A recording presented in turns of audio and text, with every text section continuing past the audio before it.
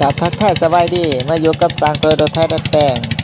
ฝากกดติดตามช่องใหม่สร้างตัวโดยไทยดัดแปลงแน่นอนเพื่อเป็นกำลังใจในการเฮ็ดคลิปให้เบิ่งเนาะเกี่ยวแก่กับรถไถนาดัดแปลงเนาะถ่ายเล่าประดิษฐ์เนาะอยู่ทางแขวงจุปสักเมืองจุปสักบ้านน้องบัวบานผู้ใดสนใจเนาะได้เลยทางการสร้างตัวยูทูบเบอร์หรือว่าบอทแอปในช่องไหนเนาะก็ฝากกดติดตามให้สร้างตัวนํเนาะเพื่อ